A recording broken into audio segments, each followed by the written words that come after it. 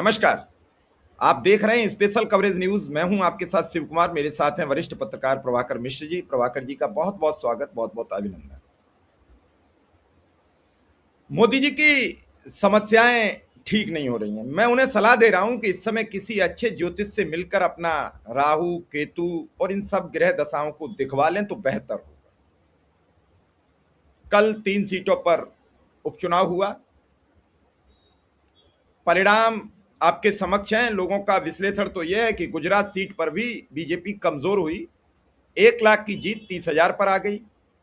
वहीं परंपरागत सीट वर्षों बाद बांकीपुर हार गए और दतिया भी हार गए। लेकिन इस दौरान अभिजीत दीपिके उन्हें हर मुद्दे पर फंसा रहे हैं। अब वो अभिजीत दीपिके से लड़ें कि राहुल गांधी से लड़ें कि अब एक और नया मोहरा तैयार हो गया प्रशांत किशोर से लड़ें, जिन्होंने कल जीतते ही कह दिया कि यह अनपढ़ मुख्यमंत्री नहीं चलेगा। बिहार की जनता ने नकार दिया। धीरे धीरे मोहरे खुलते चले जा रहे हैं। अब तक लोगों का कहीं ये भी कहना है कि मोदी जी ने बिहार में भी विपक्ष अपने हिसाब से तय कर लिया, अभी बंगाल में किया था अपने हिसाब से विपक्ष तय, कुछ दिन पहले उन्होंने महाराष्ट्र में विपक्ष ही खत्म कर दिया। तो वो तय करते हैं कैसे क्या। लेकिन कभी कभी अति आत्मविश्वास खुद के लिए घातक हो जाता है। यही कहानी अभिजीत दीपिके वाले मामले में सामने आती दिख रही है। पता नहीं किसने सलाह दे दी कि इससे हिसाब ले लो, कैसे गया था, कैसे कहां गया था, पढ़ने कैसे गया था। तो उसने कहा हम सारे पेपर दिखा देंगे और आप भी अपनी डिग्री दिखा दो, अपने खाते का हिसाब दे दो। मामला तो फंस रहा है। युग फिर मोदी जी फंस रहे हैं और फिर वैसे ही फंस रहे हैं जैसे अभिजीत दीपिके जब अमेरिका से आता है तो पुलिस के अधिकारी परमिशन लेकर एयरपोर्ट पर पहुंच जाते हैं और वो परमिशन गले की हड्डी बन जाती है। पूरे आंदोलन में पुलिस बड़े हल्के से हाथ रखती है और जब आंदोलन पुलिस के हाथ, अभिजीत के हाथ से निकल जाता है तो पुलिस लाठीचार्ज कर देती है। तो ये कई तरीके की बातें हैं और इनमें कितनी सच्चाई है, क्या उन्हें डिग्री दिखानी चाहिए या नहीं। हालांकि गृह मंत्री अमित शाह ने तो प्रेस कॉन्फ्रेंस करके एक बार दिखाई थी। अब पता नहीं किसी पत्रकार ने देख पाई, उसकी फोटोकॉपी ले पाई कि नहीं ले पाई। लेकिन मैं प्रभाकर जी से समझने का प्रयास करता हूं कि अभिजीत दीपिके इतना बौखला कैसे गए। लोग तो ये कह रहे थे इनका आपसी मिला जुला आंदोलन है। आपके दर्शकों को नमस्कार। ये बात मुझे भी नहीं समझ में आई शिव कुमार जी की शुरुआत में तो ऐसे ही लगा, ऐसे ही कहा गया। एक लड़का 30 साल का लड़का सोशल मीडिया से प्रभाकर शुरू जी, 2 करता है। लाइनें हैं इस बात पर। तू चल मैं आता हूं, चुपड़ी रोटी खाता हूं, हरी डाल पर बैठा हूं और ठंडा पानी पीता हूं। हमने बचपन में कविता पढ़ी थी, वो याद आ गई अकस्मात। इसका मतलब बता दीजिए फिर, संदर्भ क्या है? मतलब तू चल मैं आ रहा हूं, चिंता मत कर बेटा, पहुंच जंतर मंतर, मैं देख लूंगा। जंतर मंतर पर चला गया, उन्होंने कहा चुपड़ी रोटी भिजवा देते हैं, होटल में ठहरने आराम से जाओ, दिन में अपना करो और पहुंच जाओ। वो धीरे धीरे इतना बवाल बन जाएगा ये नहीं सोचा था। अब चुपड़ी रोटी नुकसान दे रही है। मतलब ये कह रहे हैं कि कैलकुलेशन गलत हो गई। बिल्कुल। हाँ, ऐसा ऐसा प्रतीत होता है, ऐसा प्रतीत होता है कि कैलकुलेशन गलत पड़ गया। क्योंकि जिस ढंग से अभिजीत दीपिके आए, अभिजीत दीपिके को परमिशन मिली और अभिजीत दीपिके आंदोलन करते रहे, तो लगा कि हाँ कुछ तो ऐसा है। लेकिन अब चीजें हाथ से निकलती हुई दिख रही हैं, निकल गई हैं इनफैक्ट। और अभी जो जिस संदर्भ में आप बात कर रहे हैं कि अभिजीत दीपिके ने प्रधानमंत्री की डिग्री मांग दी, दरअसल एक इस बात को ऐसे भी समझने की जरूरत है कि एक लड़का, एक युवा जिसने मनसा कुछ भी हो, मतलब उसके पीछे बैकग्राउंड पृष्ठभूमि पर मुझे लगता है कि जिसे जाना है उसे जाने दीजिए। क्या यह सच नहीं है कि देश में पेपर लीक की घटनाएं एक के बाद एक हो रही हैं? बच्चे सुसाइड कर रहे हैं, तो एक मसले को लेकर उसने आंदोलन खड़ा किया, सरकार से कन्फ्रंट किया, उसके बाद सरकार को झुकना पड़ा, मंत्री का इस्तीफा हुआ। लेकिन अब उसके पीछे लोग पड़ गए। ये जो स्थिति है, ये जो तस्वीर है, ये बहुत मतलब ठीक नहीं है। इस लिहाज से कि पहले आपने आंदोलनकारियों के पीछे आप पड़े, पहले लाठियां मारी गई, फिर एफआईआर दर्ज किए गए, फिर सामाजिक तौर पर भर्त्सना करने की कोशिश हुई, उनके वीडियोज, नाबालिग बच्चों के वीडियो सर्कुलेट किए गए। उसके बाद फिर पता चला कि उसमें उन आंदोलन को जिन लोगों ने सोशल मीडिया पर जगह देने की कोशिश की, पता चला कि अब उनकी भी खुदाई चल रही है। आज नहीं तो कल पता चला कि हाँ, उनको भी धर लिया जाएगा। अब ये बचा लड़का अभिजीत दीपके।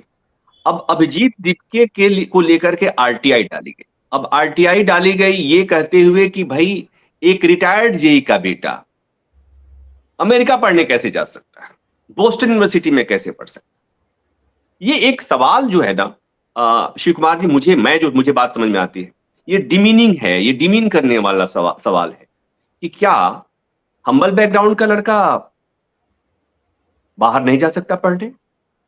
क्या जिसकी तनख्वाह कम है, जिसकी आमदनी कम है, क्या अपने बच्चे को बेहतर भविष्य और बेहतर शिक्षा देने के बारे में नहीं सोच सकता? ये सवाल जो किया गया ना, ये सवाल देश के 98% लोगों को डिमीन करने वाला सवाल है। तो क्या इस सवाल में एक सवाल और भी है कि क्या विदेशों में जाकर पढ़ने का अधिकार केवल हमारे यहां मंत्रियों और नेताओं के बच्चों को है? इसलिए कि हमारे देश के अधिकांश नेता और मंत्री जो है ना, उनके बच्चे हिंदुस्तान में नहीं पढ़ते। आए दिन तस्वीरें आती हैं, मंत्री जी गए हैं, नेताजी गए हैं, कैम्ब्रिज गए हैं, बोस्टन गए हैं, येल गए हैं, वहीं से उनकी कन्वोकेशन में है तो मिलने गए हैं, ये तमाम बातें। तो ये जो आरटीआई लगाई गई, आरटीआई में जो सवाल खड़े किए गए कि कहां से इतना पैसा आया, उसकी पृष्ठभूमि जांच करिए। अब पृष्ठभूमि जांच करेंगे उसके कि कहां, तो वो तो कह रहा है मुझे मैंने भी कहा कि ये कैसी शर्त हुई भाई कि मैं पेपर दिखाऊंगा तुम डिग्री दिखाओ। इसके पीछे, इस शर्त के पीछे एक पीड़ा है, एक पेन है, उसे समझने की जरूरत है। वो बच्चा अंदर से चिल्ला के यही कह रहा होगा ना कि भाई क्यों हम नहीं पढ़ सकते क्या? मेरे पिताजी की तनख्वाह कम थी तो हमारे लिए बेहतर सपना देखने का उनका अधिकार नहीं है क्या? मेरे पिताजी की सैलरी कम थी तो क्या हम बेहतर एजुकेशन और अपने लिए बेहतर भविष्य नहीं देख सकते क्या? तो ये जो सवाल है, आरटीआई में ये सवाल पूछना मुझे लगता है कि डिमीनिंग है। दूसरा सवाल जो है कि सीजे कॉकरोच जनता पार्टी ने डोनेशन लिया और कपिल सिब्बल से लिया। अरे भाई, कपिल सिब्बल देश के तमाम बड़े, बहुत कम लोग होंगे, गिने चुने लोग होंगे हिंदुस्तान में जो कपिल सिब्बल के इतना कानून जानते हैं। गिने चुने, उंगली पे 2-4 लोग गिन लेंगे उसमें कपिल सिब्बल वहां से। तो कपिल सिब्बल को पता है कि अगर उन्होंने 1 करोड़ सीजेपी को दिया तो नियम क्या कहता है, कानून क्या कहता है, व्यवस्था क्या कहती है। उस पर सवाल खड़ा करना, वो भी सवाल खड़ा किया गया।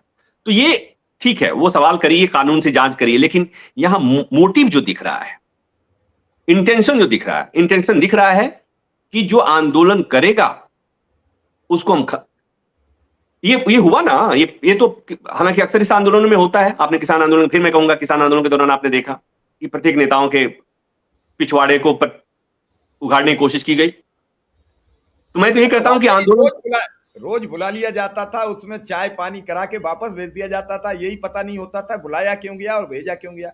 जब हम और आप सवाल करते थे, रोज बैठकें होती थी, तो जो मंत्री का नाम होता था वही मंत्री नदारद होता था। एक नया मंत्री बैठा दिया जाता था जिसे पता ही नहीं होती थी कि हम किस मुद्दे पर बात करेंगे। हाँ, तो ये जो है ना, ये जो बताता है, जैसे इसी आंदोलन के दौरान मैंने एक क्रोनोलॉजी समझिए। शुरू में क्या हुआ? शुरू में उस आंदोलन को नकारने की कोशिश हुई, फिर बदनाम करने की कोशिश। ये किसान आंदोलन में भी हुआ था, मॉडल पैटर्न एक ही था, नकारना, बदनाम करना, फिर उसे तोड़ने की कोशिश करना, यहां तक ठीक। उसके बाद आंदोलन में शामिल लोगों को डिफेम करना, उनका पीछा करना, उनको बदनाम करना, और यहां पर आगे बात बढ़ गई, समाज की स्थिति उनकी खराब करना, उनको डिफेम करना। तो ये जो चीजें हो रही हैं, कहीं ना कहीं मुझे लगता है कि ये सुनने में ऐसा लगेगा कि मैं सरकार विरोधी बात कर रहा हूं। बिल्कुल नहीं, मैं इस देश में आंदोलन के अधिकार की पैरवी कर रहा हूं कि कोई दिक्कत है, किसी तरह की समस्यागत दिक्कत है, व्यवस्था में दिक्कत है, पेपर लीक की समस्या है, रोजगार की समस्या है, महंगाई की समस्या है, कोई भी बात है, कोई विवाद है, तो वहां पर अपनी बात कहने के लिए, पहुंचाने के लिए देश के लोगों को अधिकार होना चाहिए। मैं उसकी पैरवी कर रहा हूं। तो देश की बड़ी आबादी तो खाने पीने में मस्त है, या तो वो अपनी रोजी रोटी में इतनी उलझी हुई है कि उसे आंदोलन क्या होता है उसके बारे में सोच ही नहीं सकती। भाई, जो लोग सरकारी राशन के भरोसे हैं, वो आंदोलन कैसे करेंगे? वो तो इसी में उलझे पड़े हैं ना कि हम हमारे शाम को खाना कैसे बनेगा, और चावल जो मिला है उसके साथ हम दाल कहां से लाएं? तो वो तो आंदोलन के बारे में सोच ही नहीं सकते। आंदोलन करने के लिए एक मिनिमम क्राइटेरिया होती है, योग्यता और क्राइटेरिया, और उसमें होता है कि पेट भरा होना चाहिए। अब भूखे भजन न होई गोपाला, पेट। किसान आंदोलन के दौरान लोगों ने मेरे से सवाल किया कि अच्छा एक बात बताइए, ये केवल किसान आंदोलन में केवल पश्चिमी यूपी और हरियाणा और पंजाब के ही किसानों की दिक्कत है क्या? बिहार वाले किसान नहीं दिख रहे हैं, राजस्थान वाले किसान नहीं दिख रहे हैं, महाराष्ट्र विदर्भ वाले किसान नहीं दिख रहे हैं? हमने कहा हाँ, पेट भरा होगा तब आएगा। मरता आंदोलन नहीं करता, मरता शाम की रोटी कहां से खाएगा उसकी चिंता करता है। वो बिहार से, रांची से, झारखंड से और गिरिडीह से और झुंझुनू राजस्थान से वो ट्रेन का टिकट कहां मिलेगा उसे आने के लिए? तो आंदोलन में ये जो पश्चिमी यूपी, पंजाब और हरियाणा के किसान हैं जो थोड़ा सा अफोर्ड कर सकते हैं, वो आ रहे थे। तो इस तरह से आप आंदोलन को इस आधार पे तो नहीं नकार सकते। तो यहां पर भी आंदोलन जो लोग कर सकते हैं, अधिकांश लोगों को तो कोई फर्क ही नहीं पड़ता इस देश में। कुछ लोग विचारधारा के स्तर पर, बच्चा रो रहा है, पिताजी नगाड़े बजा रहे हैं।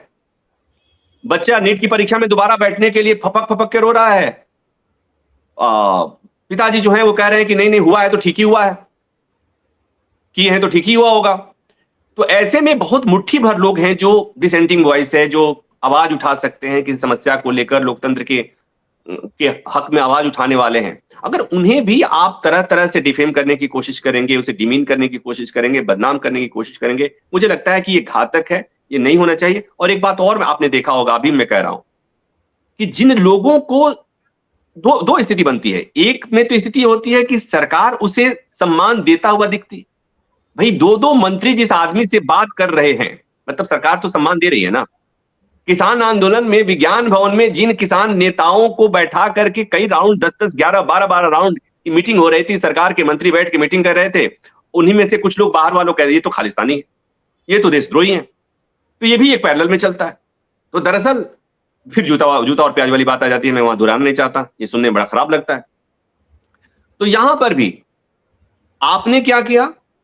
दो व्यवस्थाएं चल रही हैं। एक सिस्टम वेलकम कर रहा है, एक सिस्टम सम्मान दे रहा है, क्योंकि उस सिस्टम का गला दबा पड़ा है कि भाई इससे पंगा नहीं लेना, इसलिए कि उसने देख लिया है। और शिव कुमार जी, इसकी बात और मैं जोड़ दे रहा हूं, हाँ, पंगा नहीं लेना, और दूसरी तरफ फिर ऊपर एक दूसरा सिस्टम आता है, दूसरा इकोसिस्टम जो हमला करता है, डिफेम करता है, बदनाम करता है। और पंगा क्यों नहीं लेना, वो मैं बीच में जोड़ना चाहता था, अब जोड़ दे रहा हूं। कल सुप्रीम कोर्ट से एक खबर आई जिसमें सुप्रीम कोर्ट ने कहा कि आंदोलन में शामिल बच्चों के खिलाफ दर्ज एफआईआर राज्य सरकारें वापस ले सकती हैं। कोर्ट ने कहा इन्हें पढ़ने दो, इन्हें कॉलेज जाने दो, इन्हें मुकदमे में मत फंसाओ, क्योंकि कॉलेज सुप्रीम कोर्ट को भी पता है, माय लॉर्ड्स को भी पता है, आवाजें वहां तक भी पहुंचती हैं। जब कॉकरोचेज ने कहा कि सुप्रीम कोर्ट का ये जो फैसला है कि एफआईआर रहेगी और एफआईआर पे जांच होगी, भले ही अभी कार्रवाई नहीं हो रही लेकिन जांच होगी, कार्रवाई होगी, तो उन्होंने कहा कि हम सुप्रीम कोर्ट के इस फैसले को नहीं मानेंगे। उन्होंने कहा कि सरकार ने धोखा दिया। तो सरकार के भी हाथ पांव फूल गए, सुप्रीम कोर्ट को भी लगा कि भाई छोड़ो, काहे का विवाद, हमारे चलते एक बार विवाद खड़ा हुआ था, हम इस विवाद को और आगे क्यों बढ़ाएं। तो कोर्ट ने अपने आदेश में परिवर्तन का कहा, स्पष्टीकरण दिया कि नहीं जी, हमारे तरफ से कोई रोक नहीं है, सरकारें चाहे तो अपना केस वापस ले सकती हैं, एफआईआर वापस ले सकती हैं, केस रद्द करते, मुकदमे उठा सकती है। और साथ ही कोर्ट ने भी कह दिया इनको स्कूल जाने दो, इनको पढ़ने दो, इनको बेवजह परेशान मत करो। तो ये जो सुप्रीम कोर्ट भी कह रहा है, सरकार भी कह रही है, लेकिन सरकार का इकोसिस्टम है वो डिफेम कर रहा है। वो इकोसिस्टम का हिस्सा कौन? आपके बगल में शर्मा जी, वर्मा जी हो सकते हैं, इंदौर वाले पंडित जी हो सकते हैं, मिश्रा जी हो सकते हैं, या ये सूरत वाला तिवारी हो सकता है। और सूरत वाले तिवारी को होगा कि भैया एक काम करो, पीएम केयर फंड के बारे में भी पूछ लिया कर, आरटीआई डाल लिया कर यार। वहां तो आरटीआई की व्यवस्था ही नहीं है। मैं साउंड कर रहा हूं, मुझे लोग कहते हैं कि मैं सरकार विरोधी हूं, मैं सरकार विरोधी नहीं हूं, मैं जनता की बात करता हूं। आरटीआई की बात हुई तो जैसे इस देश में आरटीआई की बात होती है, पीएम केयर फंड की बात हो जाती है, एकदम से दिमाग में ठक से एक तस्वीर आ जाती है। उस पर क्यों बात नहीं होती भाई? एक गरीब आदमी ने, एक रिटायर्ड जेई ने अपने बच्चे को पढ़ने के लिए, उसके भविष्य के लिए अपने बच्चे को बोस्टन यूनिवर्सिटी भेज दिया, अमेरिका भेज दिया, तो आपको चूल मच गई। गलत शब्द इस्तेमाल कर रहा हूं मैं, शब्द वापस ले रहा हूं, आपको परेशानी हो गई। लेकिन देश के तमाम गरीबों ने भावना में बह के देश हित में कुछ पैसे दान किए, पीएम केयर फंड में वो पैसा कहां गया, उसका क्या होता है, उसके बारे में कोई पूछता ही नहीं, कोई आरटीआई नहीं लग रही, व्यवस्था ही नहीं है, कोई आंदोलन ही नहीं, कोई शोर ही नहीं, कोई शराबा ही नहीं। तो मुझे इस बात से पीड़ा होती है शिव कुमार जी, और इसी को आगे जब बढ़ाते हैं, ये जो पीड़ा आप मुझे हो रही है, ये पीड़ा सामान्य जन की पीड़ा है, जो भक्त नहीं है, जो किसी विचारधारा से बंधे हुए नहीं है, जिसे स्वतंत्र थॉट वाले लोग कहते हैं। तो जो पीड़ा होती है, तो इसी में स्वतंत्र थॉट वाले कुछ मतदाता भी होते हैं, जो मतदाता दतिया में होते हैं, जो मतदाता बांकीपुर में होते हैं। तो वो जब परेशान होते हैं तो उसमें अपने सवाल का जवाब ढूंढते हैं, उनको लगता है कि नहीं, ये वाली बात तो ठीक नहीं है, यहां तो एरोगेंस दिख रहा है, यहां तो प्रताड़ित और ताड़ना करने की चीजें दिख रही है। और फिर वो वोट देता है तो बांकीपुर होता है, फिर वो वोट देता है तो दतिया होता है। अच्छा, एक चीज बताइए प्रभाकर जी, बड़ी अहम बात है। अगर अभिजीत दीप के पेपर लेकर आ गया है, पेपर दिखाने को तैयार हो गए हैं, तो क्या मोदी जी डिग्री दिखा देंगे? मोदी जी पीएम केयर का हिसाब दे देंगे? अब ये जो नहीं, ये जो इसको ऐसे समझने की जरूरत है, ये मुझे लगता है कि प्रतीकों से बात हो रही है। ये इसमें अभिजीत दीपके का मंशा कहीं भी प्रधानमंत्री की डिग्री देखने की नहीं है। उसे अपने इसके जरिए वो अपनी पीड़ा जाहिर करने की कोशिश कर रहा है कि भाई, आप मेरे जैसे आदमी पर आप इतना सवाल खड़े कर रहे हो, इतने सवाल पूछ रहे हो, इतना आरटीआई लगा रहे हो, हाँ, आपकी इतनी वो हो रही है कि मेरे पास पैसा कहां से आया। मैंने अब जिसने पूछा है उसको नहीं पता है कि देश में अभी भी हायर एजुकेशन जाने वाले, इस देश में मैं तमाम अपने दोस्तों को जानता हूं, अपने मित्रों को जानता हूं जिनके बच्चे वहां गए हैं, उनकी वो बहुत ही कम पैसे वाले होते हैं। उसके लिए बहुत ज्यादा उनके बच्चों में मेरिट होती है, उनके बच्चे टेस्ट देते हैं, उनके बच्चों को वो एजुकेशन लोन लेते हैं, उनके बच्चे स्कॉलरशिप लेते हैं, उसके बाद जाते हैं। लेकिन यहां डिफेम करना है, यहां सवाल खड़ा करना है, जोड़ना है कि भैया इसका बैकग्राउंड खराब है, इसके पीछे तो विदेशी शक्तियों का हाथ है। अब किसी लोगों ने जोड़ा भी तो था कि कहां से आया है, कौन किस देश की सीआईए का एजेंट है, तो पता नहीं किसका एजेंट है, ये सब बातें तो हो ही चुकी हैं। तो मुझे उस पर नहीं जाना, बस इतनी सी बात जानी है कि दीपके ने जो प्रधानमंत्री जो ये कंडीशन लगाई है कि मैं अपना पेपर दिखाने को तैयार हूं, मैं लोन का पेपर दिखाने को तैयार हूं, मुझे जो वो लिया है, स्कॉलरशिप लिया है, उसका पेपर दिखाने को तैयार हूं। क्या प्रधानमंत्री अपनी डिग्री दिखाएंगे? इसमें एक पेन है, पीड़ा है, व्यथा है उसकी, जिसको वो जाहिर करना चाहता है कि भाई मुझे छोड़ दो यार, मैं बहुत ही जेन्युइन मसलों के लिए, आपके मसलों के लिए, देश के बच्चों के मसलों को उठाया था, इसके लिए मुझे प्रताड़ित नहीं करना चाहिए। चलिए प्रभाकर जी, इंतजार करेंगे प्रधानमंत्री के इस बात को स्वीकार करने की। वो कब तक स्वीकार करते हैं, या फिर जो लोग अभिजीत दीपके से पढ़ाई का हिसाब मांग रहे हैं, वो प्रधानमंत्री जी से कहेंगे कि हुजूर, वो तैयार हो गया है, लेकिन वो ये कह रहा है कि आपको भी आपका अंतर वस्त्र उतरेगा, आपका भी डिग्री का मामला सामने आ गया है। नहीं, तो आप फिर डिग्री को क्या, राम राम राम, डिग्री को अंतर्वस्त्र आप ऐसे मत कहिए अभिषेक कुमार जी। नहीं, वो अंतर वस्त्र ही है, इतने दिन में नहीं दिखा पाए। वो 10 चैनल पर, जिस चैनल पर आप कार्यरत रहे हैं, वर्षों आपने की है, उसी चैनल पर उन्होंने कहा बैठ के कि मैं बिना पढ़ा लिखा आदमी हूं, मैं कुछ दिन ही स्कूल जा पाया, फिर उसके बाद नहीं जा पाया हूं। अब फिर भी आप ऐसी बात करेंगे तो मुझे नहीं मालूम है कि कितना गोल गोल घुमाओगे, कितने बातों को एक बात तो चलो, तो एक बात और, कई बार आदमी इतना हम्बल हो जाता है, कहता है अरे मैंने कहा, क्या बात कर, जैसे किसी बहुत बड़े पैसे वाले से बात करते हैं तो कहता है अरे नहीं, कहां है, सब प्रभु की कृपा है। उसी तरह से मोदी से कहा गया तो उन्होंने कहा होगा, अरे कहां, मैं इतना पढ़ा लिखा आदमी, ऐसा भी तो हो सकता है कि नहीं हो सकता? नहीं बताइए। नहीं, बिल्कुल नहीं ऐसा। उसमें उन्होंने बहुत साफ शब्दों में कई बार कहा है, आप बात को घुमाइए मत।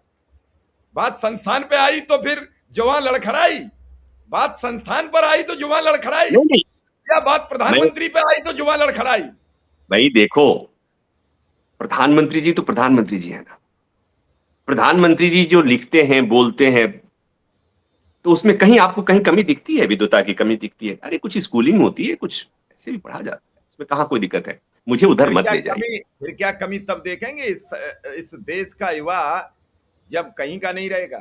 बेचारे ने नाले में पाइप डाल रखा है, गैस आ नहीं रही, पकोड़े सिक नहीं रहे, बेच नहीं पा रहा है, बरसों से प्रतीक्षा कर रहा है, यूजीसी बिल आता है, सवर्ण चिल्लाता रहा, धर्मेंद्र प्रधान को नहीं हटाया गया, पूरे देश के छात्र इकट्ठे हुए, 2 मिनट में हटा के घर भेज दिया।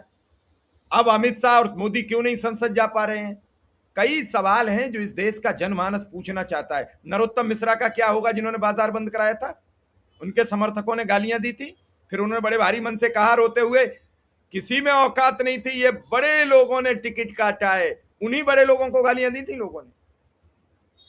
देखिए, ये जो चीजें हैं ना, इसको ऐसे समझिए शिव कुमार जी, वो ये है कि जो तस्वीरें दिख रही हैं, ये बता रही हैं कि हमारा लोकतंत्र कितना मैच्योर्ड है।